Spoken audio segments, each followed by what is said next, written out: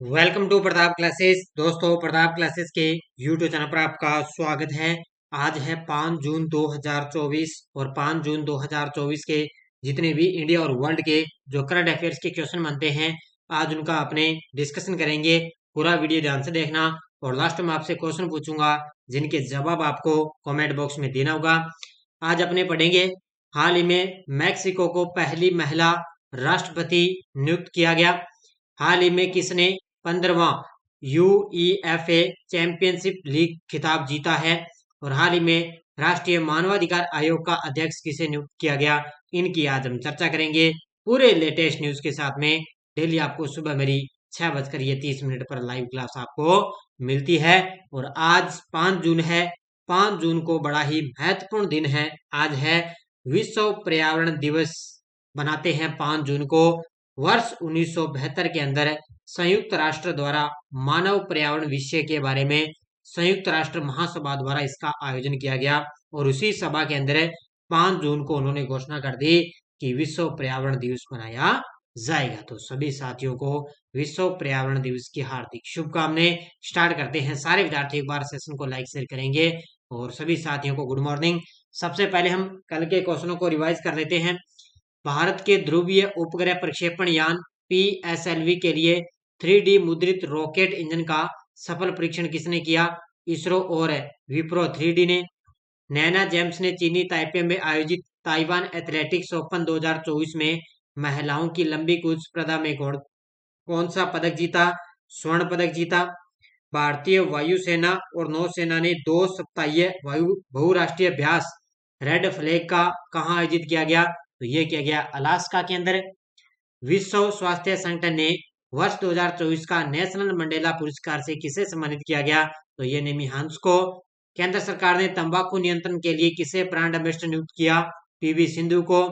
किसने फिर से एशिया के सबसे अमीर व्यक्ति का खिताब जीत लिया? गौतम अडानी। अडानी पोर्ट्स ने किस देश के दार एस सलाम पोर्ट संचालन हेतु 30 वर्षीय समझौता किया? तो वो किया है तंजानिया के अंदर। किस भारतीय अमेरिकी छात्र ने स्क्रिप्स नेशनल स्पेलिंग बी का खिताब अपने नाम किया? तो ब्रूहेस्ट सोमा ने। किस राज्य ने स्कूली पाठ्य पुस्तकों में आर्टिफिशियल इंटेलिजेंस एआई को एकीकृत करके एक पहल की शुरुआत की? तो वो की है केरल राज्य ने। ये थे कल के क्वेश्चनों का रिवाइज हमने कर लिया। और जो अपनी वार्षिक करंट है, मैंने मई मंथ का संपूर्ण निचोड़ मैंने आपको दे दिया और 4 पार्टों के अंदर मई मंथ का टेस्ट भी आपको मिल चुका है और पीडीएफ है मई मंथ की पीडीएफ, वो आज आपको ऐप के अंदर मिल जाएगी। इंडिया वर्ल्ड की तैयार हो चुकी है, आज आपको ऐप के अंदर पीडीएफ भी मिल जाएगी। तो बढ़िया तरीके से टेस्ट ले लेना। और कल मैंने लास्ट 6 मंथ की मैंने बढ़िया तरीके से क्लास दे दी। स्पेशल राजस्थान पुलिस एग्जाम 2024 के लिए महा मैराथन क्लास है। लगभग 2.5 घंटे की ये क्लास रही थी। कल मैंने 3 बजे मेरी ये क्लास आई थी। कल मैंने आपको संपूर्ण निचोड़ इसके अंदर कंप्लीट करवा दिया। जिस भी साथी ने ये क्लास नहीं देखी है, जब भी आपको टाइम मिले इस क्लास को आप जरूर देख लेना। तो स्टार्ट करते हैं आज की क्लास। पहला क्वेश्चन आपके सामने। हाल ही में संयुक्त राष्ट्र में भारत की स्थायी प्रतिनिधि कौन थी जो 1 जून को सेवानिवृत्त हो चुकी है? तो संयुक्त राष्ट्र के अंदर भारत की स्थायी प्रतिनिधि थी Ruchira Kamboj. Option number D. कौन थी? रुचिरा कंबोज थी। और इनका जो कार्यकाल है वो 1 जून 2024 को जो है कार्यकाल इनका पूरा हो चुका है। तो ये सेवानिवृत्त हो चुकी है।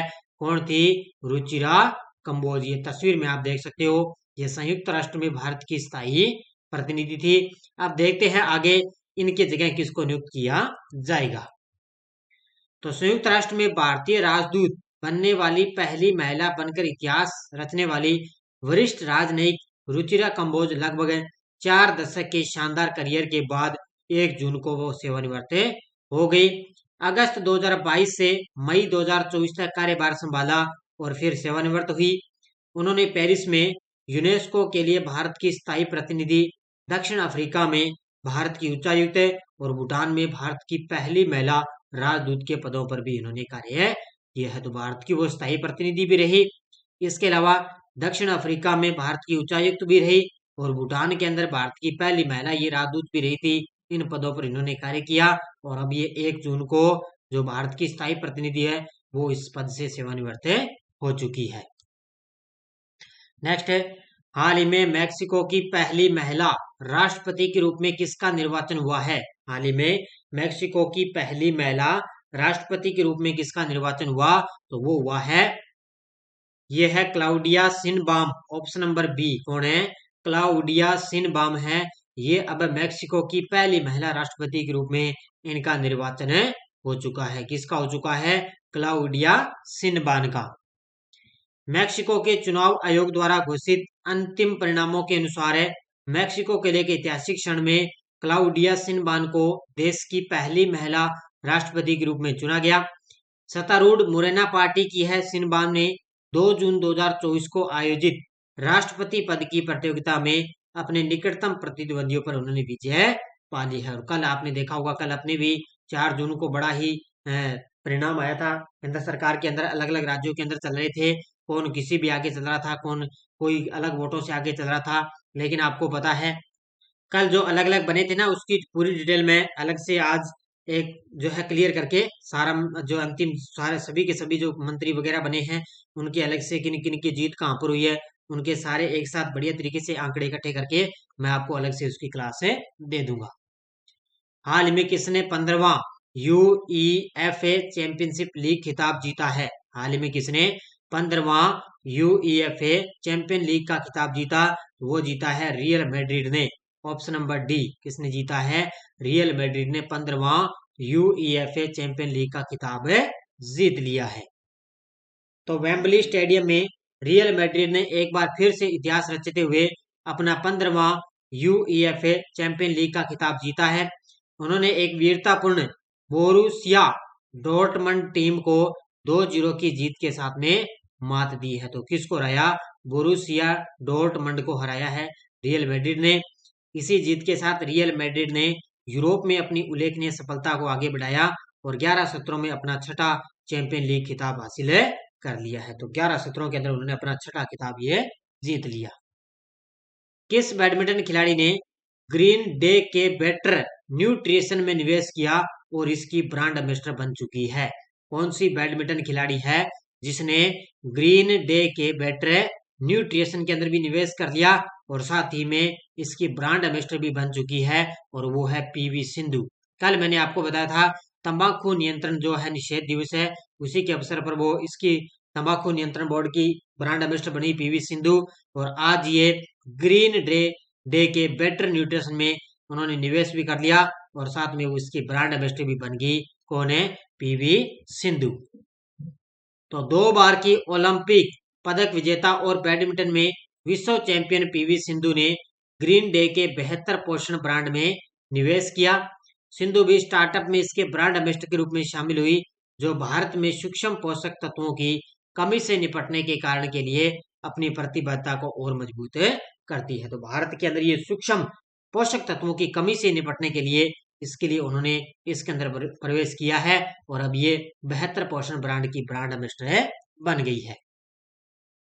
हाल में सांग्री ला वार्ता या एशियाई सुरक्षा शिखर सम्मेलन 2 जून 2024 को किस देश में संपन्न हुआ है?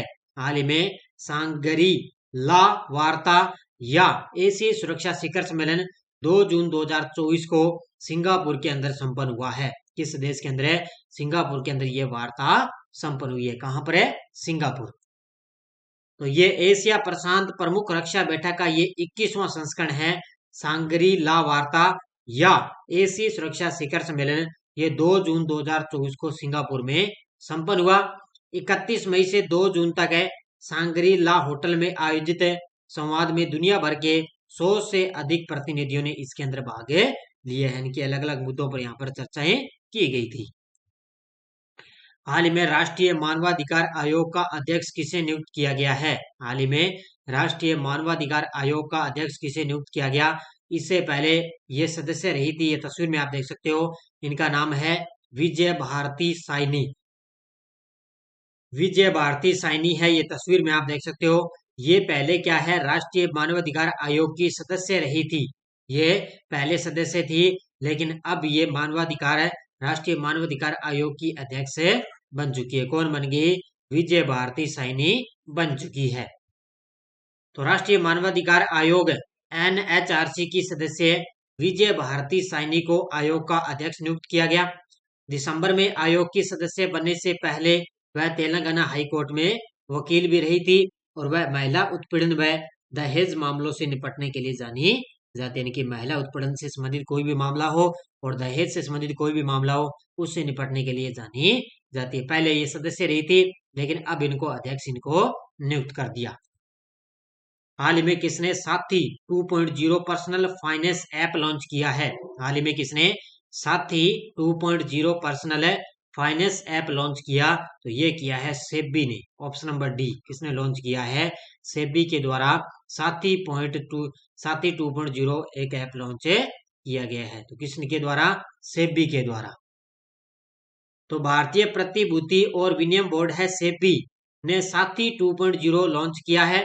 यह एक मोबाइल ऐप है जो जटिल वित्तीय अवधारणाओं को सरलीकृत करने और निष्पक्ष जानकारी के साथ निवेशकों को सशक्त बनाने के लिए इसको तैयार किया गया। इस एप्लीकेशन में विभिन्न वित्तीय पहलुओं पर मॉड्यूल शामिल है, जैसे कि केवाईसी प्रक्रिया, म्यूचुअल फंड, ईटीएफ, शेयरों की खरीदारी बिक्री और निवेशक शिकायतों का समाधान और ऑनलाइन विवाद समाधान है प्लेटफॉर्म। तो इस प्रकार के ये पहलू है, मॉडल इसके अंदर शामिल है। तो इससे क्या है, पूरी जानकारी दी जाएगी। तो ये सेबी के द्वारा साथी 2.0 ऐप लॉन्च किया गया।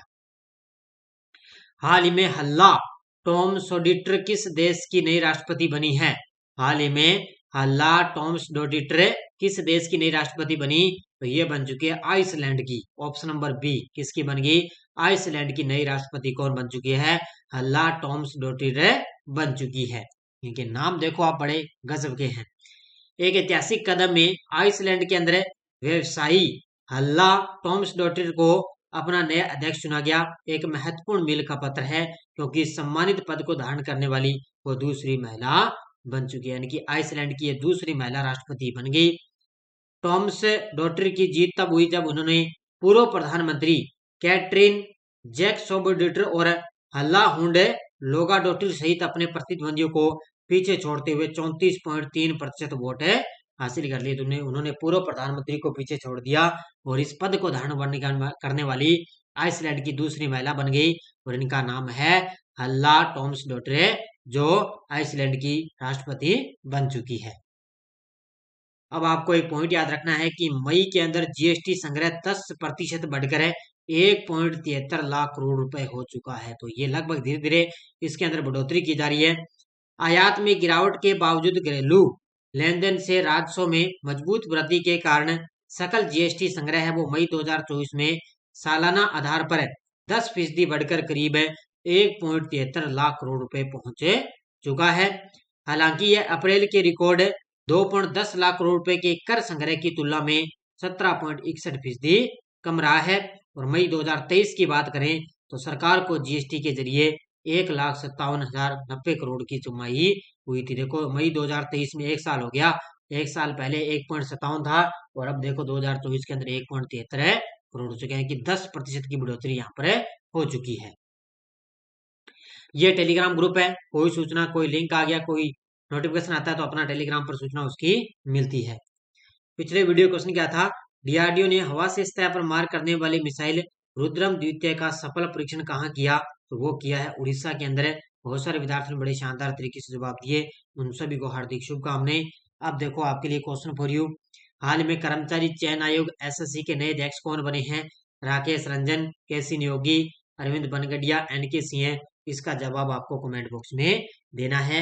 ये थी आज की अपनी करंट अफेयर्स की क्लास। सारे विद्यार्थी एक बार वीडियो को जाते लाइक शेयर करते रहना। और बाकी अपनी एलडीसी वगैरह सीटी की स्पेशल आपको करंट अफेयर्स की तैयारी दी जा रही है। फर्स्ट ग्रेड सेकंड ग्रेड के प्रीवियस क्वेश्चन पेपर है, उनकी भी पीडीएफ अपलोड है, ये भी आप ले सकते हो। इसके अलावा फर्स्ट ग्रेड वगैरह है और ये मैंने आपको बढ़िया तरीके से क्लास दे दी है। तो धन्यवाद। जय हिंद, जय भारत।